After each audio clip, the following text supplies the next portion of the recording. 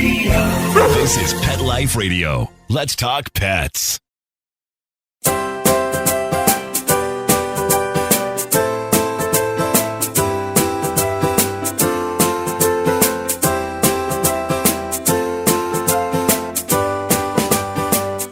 Hello, Pet Life Radio fans. Welcome to CatBoss and Friends. Thank you so much for joining us today.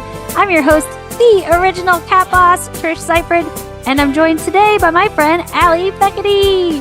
What's up, Allie? Thanks for co-hosting today's episode.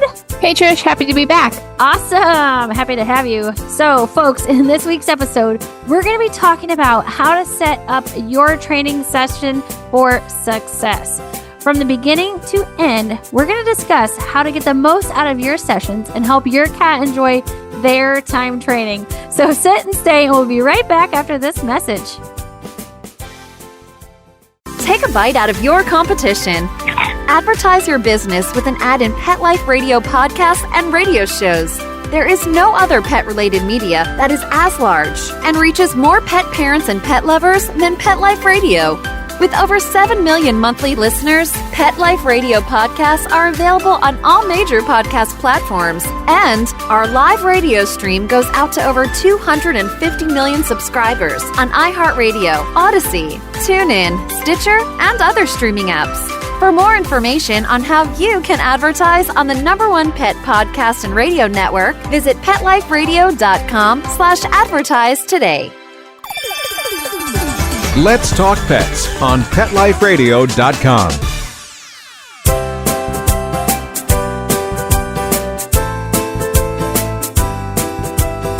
Welcome back, and thanks for joining us, Cat Bosses.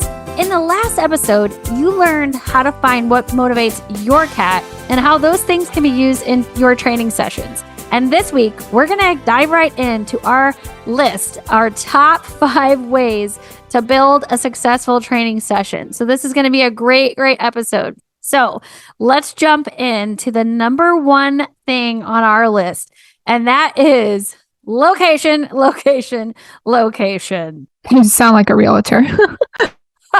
I do, but it's true. Location, finding the best place to train is paramount. So we're going to discuss where you should be training your cat and how you can set up a space to help you and your cat be super productive while training.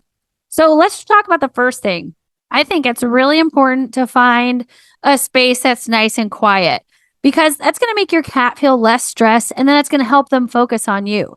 So oftentimes when we're training our cats, either at the CatBoss studio or, if we're working on set at a new location, if it's a studio or even a home location, we're playing music during our print shoots on set while we're training our animals. And all that's going to do is help drown out some of the distractions, like people walking around.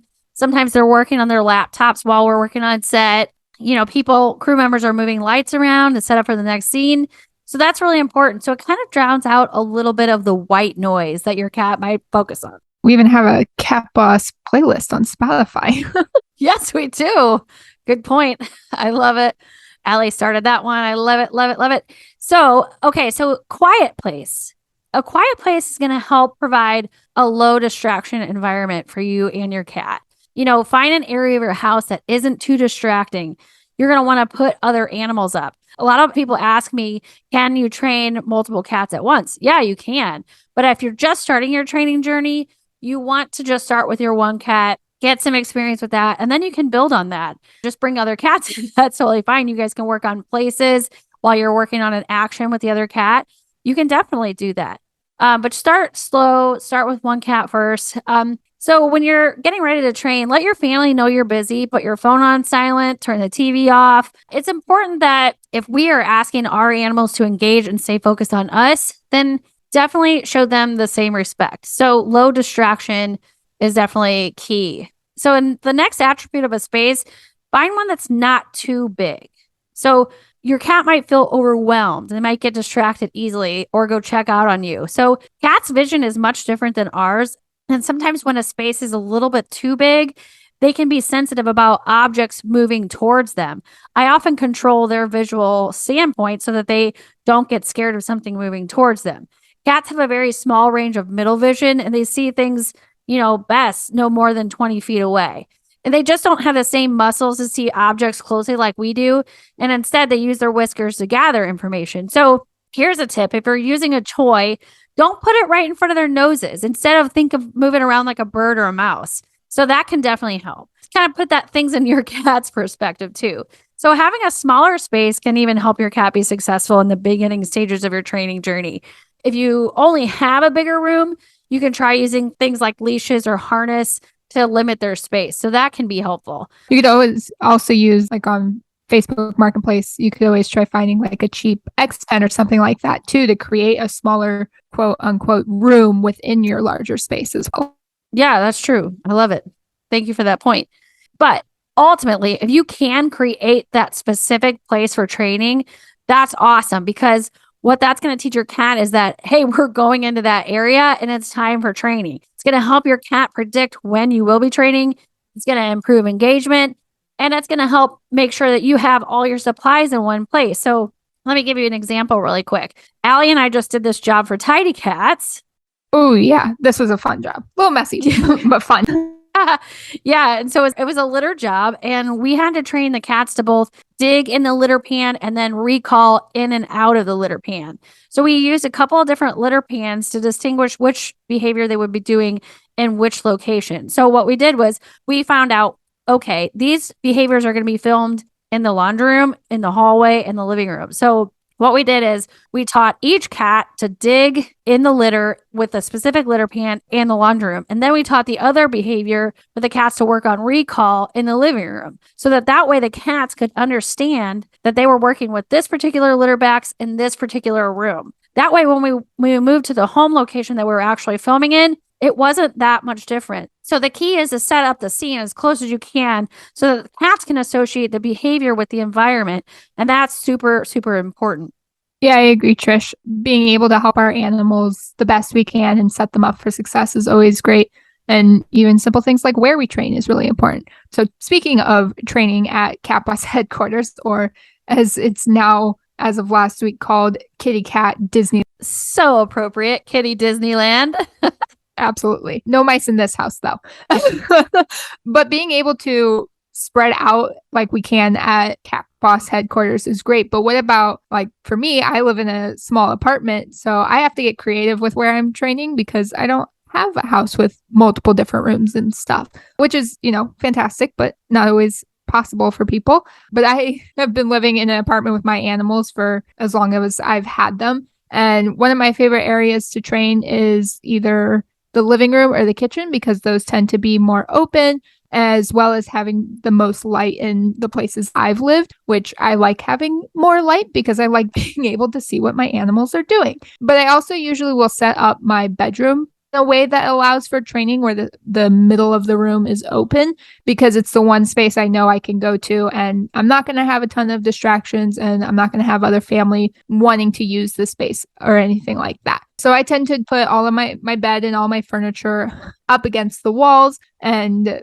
limit anything that I don't really need, so that I know I at least have a little bit of space. I'll also use like my bed or other spaces as elevated surfaces to help with training and give myself more space when my floor space is limited. So it's all about getting creative and using your space wisely. Yeah, for sure. I mean, things like the elevated surface, like the bed or the couch and all of that stuff, working your animal off the floor is going to, engagement's going to help to build their confidence level. So that's a really good tool to have when you're thinking about your space.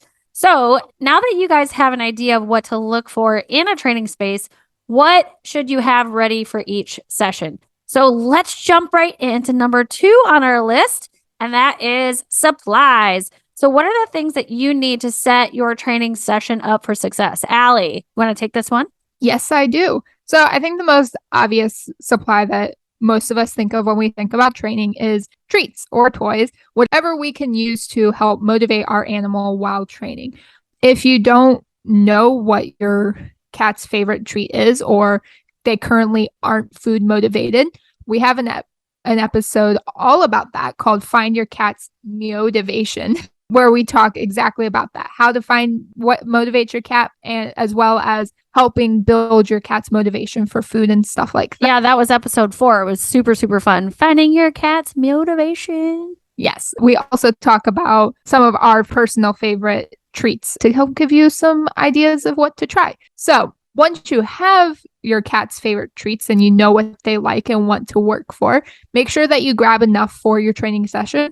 And I usually recommend grabbing even more because I always feel like I run out way too quickly.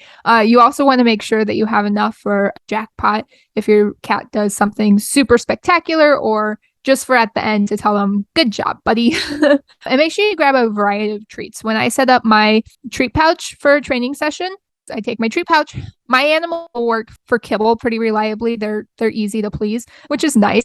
So I grab a little bit of their dry food, their kibble. I'll grab 2 to 3 different bags, small bags of treats, and I'll pour a little from each into my pouch, and I shake it all up, and then we start training. So I have a mix of low value food as well as high value foods so that they're super motivated and they never know what they're getting, which makes them sit like the edge of their seat and are like, ooh, what am I going to get next? So along with tools for motivation, we need something to tell them what they did right. We have our treats and toys to reward them and tell them that they're doing the right thing, but we also need something to tell them what they did to earn their motivation or reward. One of our main ways of doing this is with a tool called a clicker. If you don't know what a clicker is, it's just this little tiny noisemaker box. Yes, exactly. It's just that. And it makes a sound. And you can find them at pretty much anywhere that sells dog training related things. They're usually in the dog training section. I know they got to get it together and get them in the cat section too. But as of right now, you usually find them in the dog training section. But if you don't have one yet, or you don't feel comfortable using one, or you've lost yours, which You will. yes, all the time. I recommend if you haven't bought some yet, or even if you have, buy some more and stick them everywhere. I have them like all of my bags. But you can use a verbal sound or a word in the same way that we use a clicker to associate and tell your cat, hey, you did the right thing. Now you're getting a reward. We actually have a blog just about this. It's called Charging a Marker on our website, catbosstv.com. And you can learn start to finish the entire process of teaching a marker, including clicker and verbal markers. So definitely check that out before you get training so that you can help set your cat and get them ready to go. Yes, that's awesome. Yeah, and some behaviors need more than a clicker and treats, though, too. If you're working on some tricks that require additional props, like a hula hoop or a stick to jump over or an ottoman or a mark or things like that, it's important that you have a loose plan before you start. Make sure that you have all those items in the room where you're going to be training so that you don't have to leave your session to go get that. There's nothing that can frustrate your cat more than leaving in the middle of a session, because it's going to ruin their motivation. So if you need to grab something, definitely end your session and then come back when you're ready and let your cat have a break and collect yourself and do what you need to do. Yeah, and speaking of planning sessions, which is something I'm horrible at, half the time I go to start a session and I stand there looking at my dog and I go, okay, what do you know? What do you need to learn? Can I train you?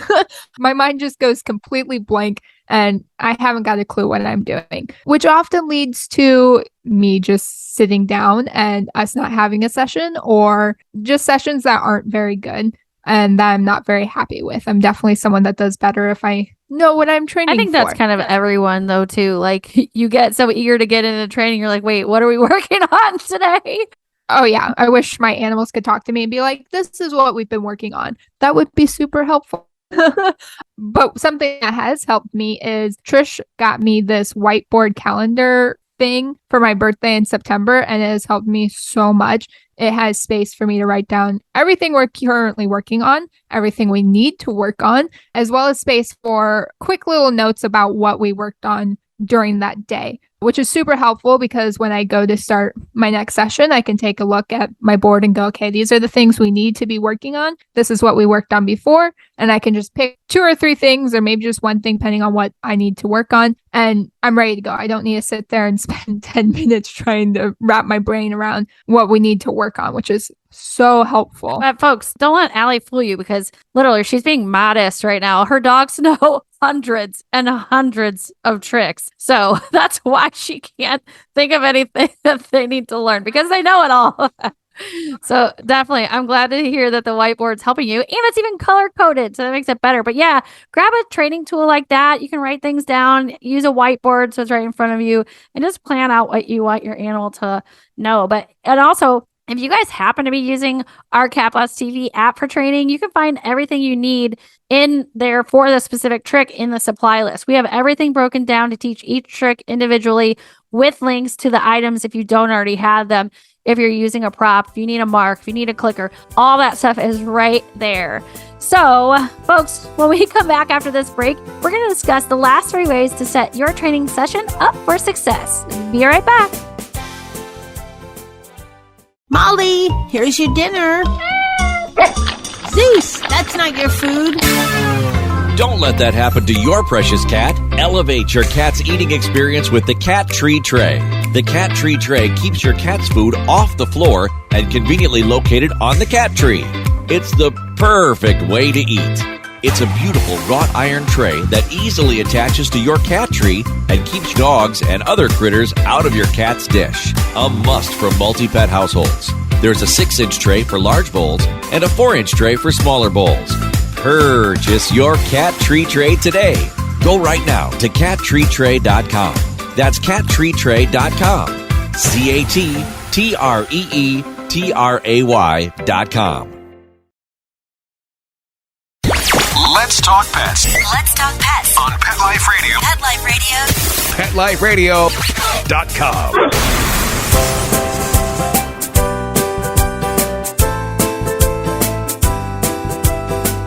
Welcome back, Cat Bosses. As a reminder, we're talking about our top 5 ways to build a successful training session, with number 3 being next on our list. So now that you know where to train, what to have for training, we're going to talk about when to train. And first, it's important to take time and make time to train. Don't just start something, if you have a few seconds. If you're wanting to work on a trick that requires a lot more time to dedicate to it, you can break it down into small steps if you only have a few minutes. So work on one of those smaller steps before you just dive right into the whole trick. So definitely make sure that you have the time before you start a session, because there's nothing worse than stopping a session at a weird time because you have an important meeting to get to. Because if you can leave your cat feeling like they weren't finished or the session was truly done, it can really ruin a session for your cat. You abruptly leave. Why can't they abruptly leave? You often see your cats, if they're walking away, you're like, hey, where are you going? We're not done yet. But you guys need to be a team. So definitely finding a good way to end on a solid, good note for each session. So that's something definitely to keep in mind. Yeah, totally. And knowing how much time you have to train and avoiding getting interrupted in the middle of your session. Family members who have an uncanny ability to always ask for something right as I'm starting a session, talking about you, are just as important to being in the right mind frame for your training. Taking time before you start to evaluate how you're feeling is super important, and it can really make or break a session sometimes. Yeah, I think without fail, someone always calls me right as I'm about to train, which is super frustrating. My mom lives across the street from me, so it's bound to happen. But that being said, animals read our emotions, but they don't understand why we're upset about something. And you know what? There's nothing wrong with being not in the mood to train. Take some time, get in a better mindset, try taking your cat for a walk, play with your cat, read a book, watch a movie. But your cat just wants to spend time with you. So if you need a breather, take a breather. Don't start training when you're not in the mood. That's for sure. Yeah, absolutely. One of my favorite ways when I'm feeling frustrated with something, my favorite way to decompress is to just go outside and take a walk, especially on a nice day. I love some fall weather. This is my time of year. And just frustrated or upset about something. And I noticed that my animal is also starting to get upset because of my emotions. I will make sure to act as well to help them not feed into it. I don't want me being upset to lead to them being upset for no reason. Allie, tell them what doctor did on your camping trip a couple of years ago when you discovered what? Yes. Yeah. So morning of my camping trip, we were like 7 hours away from home. Morning up, we had, gotten late the night before, and we had put doctor in our car, in the kennel in the car, while we went to, get ready for the morning and stuff. And I come back to find that he had eaten all of his food for the week. And that's just not food that you would find anywhere in the middle of nowhere camping.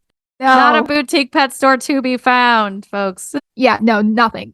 So we spent the rest of that day looking for food. Thankfully we found it, just spent way more than I wanted to. But yeah, I was so upset, which I mean, why wouldn't you be? He ate all of his food.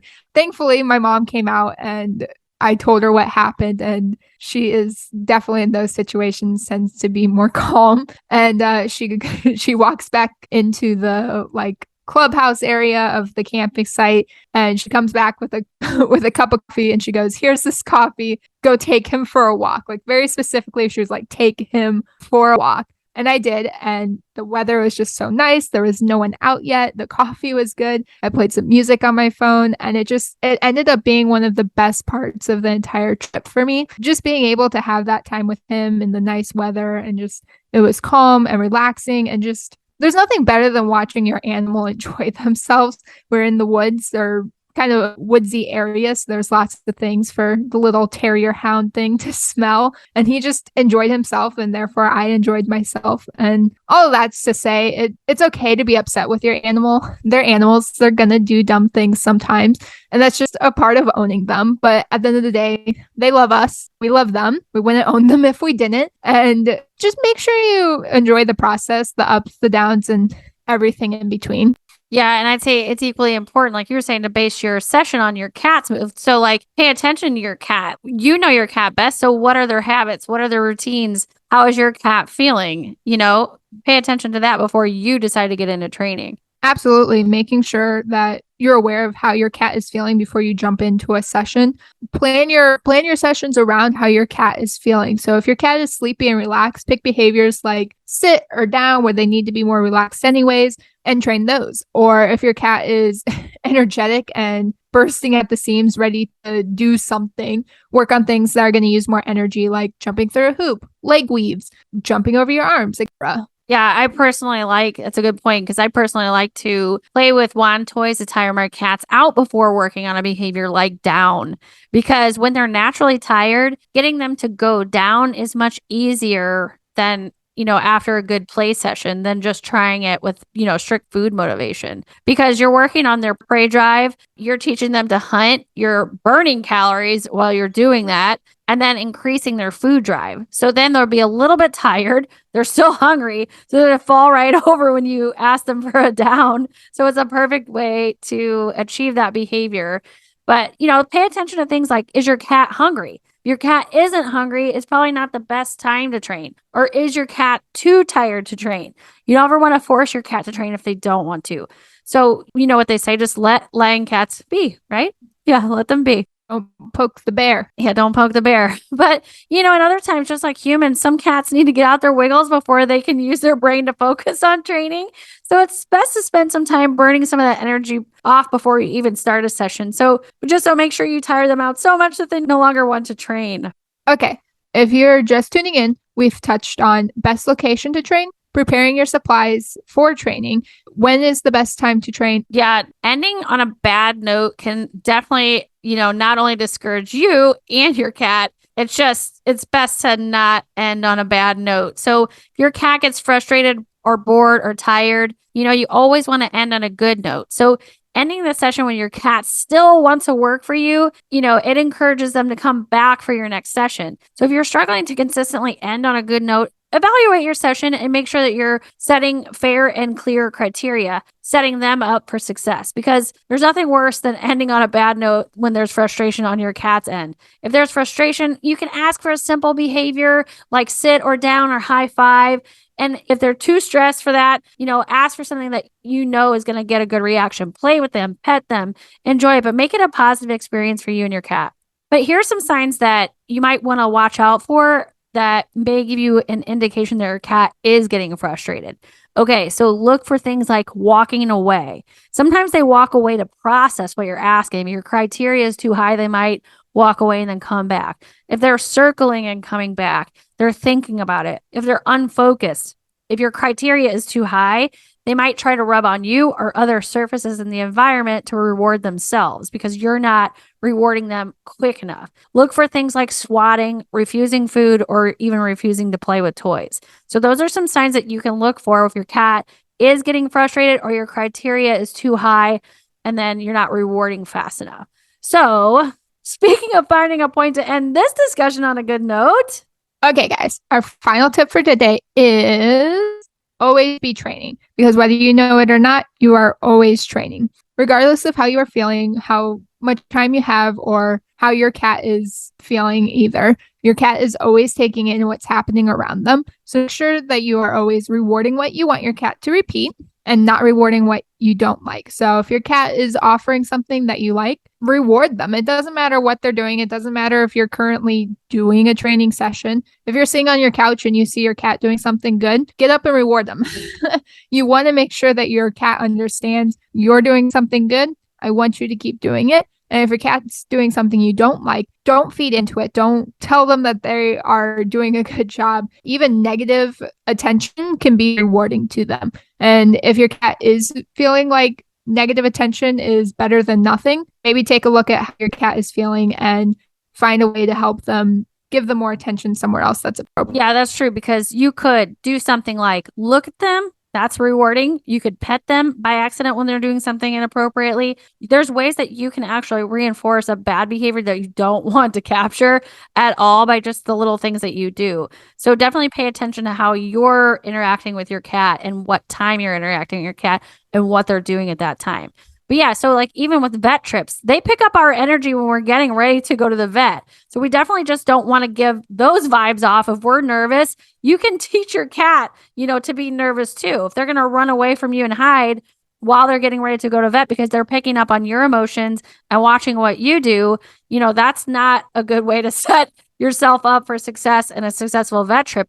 You can do things like setting their kennel out in advance to feed them their meals in a few days prior, so that you can achieve a successful beginning to go to the vet. But another way, you can be prepared to capture behavior is just setting cookie jars out. Cat cookies, not human cookies, but set some different cookie jars around your house so that whenever your cat is offering good behaviors, you can reach in, grab a treat, and then reward your cat. Because training is definitely about quality. It's not about quantity. It's better to have a really great 1-minute session than a 10-minute mediocre session. So if you have 5 seconds before you head out the door, ask your cat for a quick high five, ask him for a sit, and make those 5 seconds into a little mini session and get your day started off great with your cat. Because the sessions don't need to be long. Even a couple seconds can make for a meaningful session.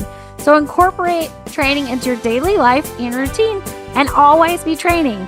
You are training for the unknown. You're training to prepare for the future. And it's our job to set them up for success regardless of what life throws their way. Okay, folks. So if you have any questions about this week's episode, we would love to hear from you. You can connect with us on CatBossTV.com, on Facebook at CatBossTV, and on Instagram at CatBoss.tv. Well, folks, we're about out of time. Thank you so much for joining us, and I'd like to thank our producer, Mark Winter, for making this show possible. Chat with you on the next episode of CatBoss and Friends. High five, CatBosses! Let's Talk Pets, every week on demand, only on PetLifeRadio.com.